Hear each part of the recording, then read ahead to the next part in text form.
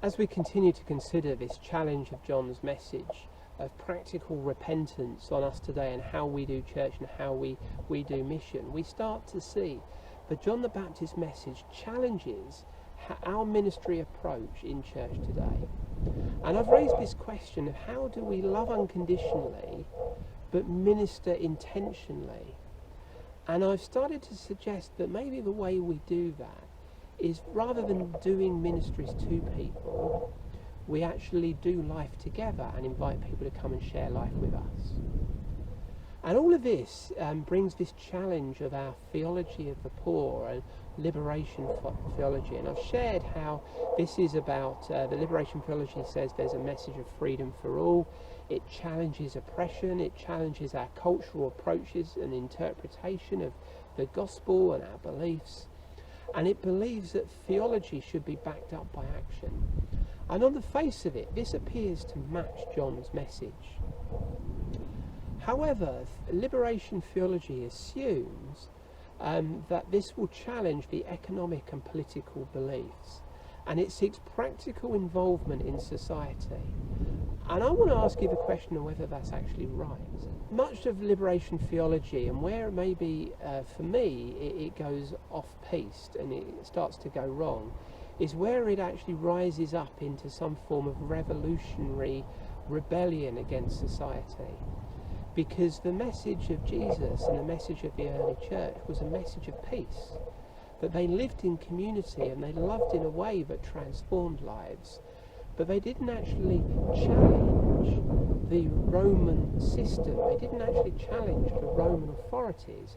They actually told you to pray for those in authority, and that authority was given by God. So if you're a slave, stay where you were, but be the best slave you could be. So there's a danger that liberation theology takes things, I believe, beyond what we see in the gospel.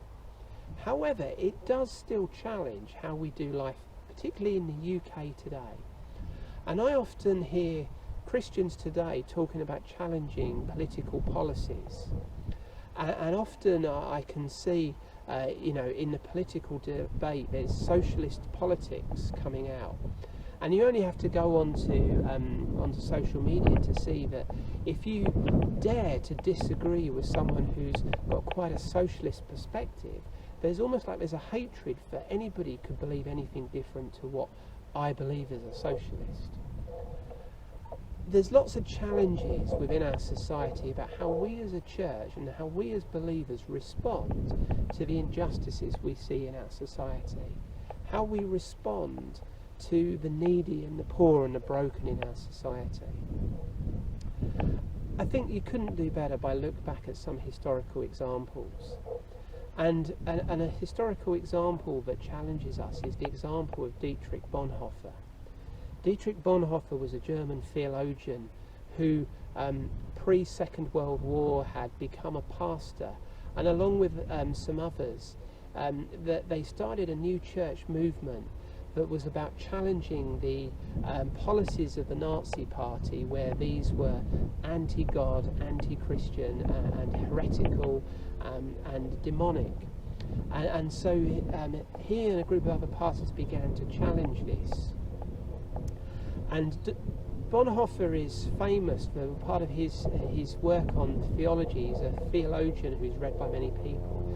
But he promoted something where he opposed what was called cheap grace, because he said that cheap grace was where forgiveness was, you had forgiveness without repentance, you had forgiveness without discipleship, and you had forgiveness without the cross, and he called that cheap grace, and he opposed cheap grace. Dietrich Bonhoeffer and a group of people, they raised a movement in Nazi Germany where they opposed the values of the Nazi party within society. But that got to a point where it began to become uncomfortable, and many of the proponents just became silent.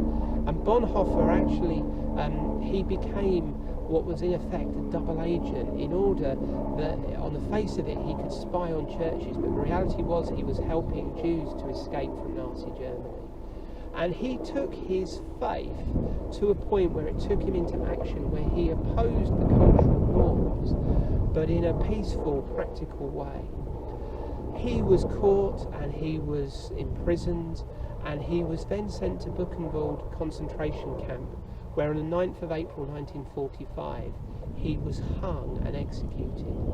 And witnesses to him said that they saw him, as the sentence was passed, him kneeling in his cell, accepting his sentence, committing his spirit to God, walking up onto the gallows, and within seconds, minutes of the noose being put around his neck, he had passed into eternity.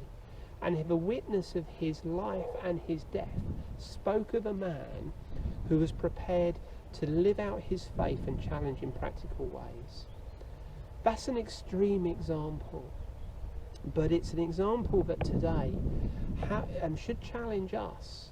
How do we as Christians respond to the injustices we see in our society? How should our faith and our theology impact on society today?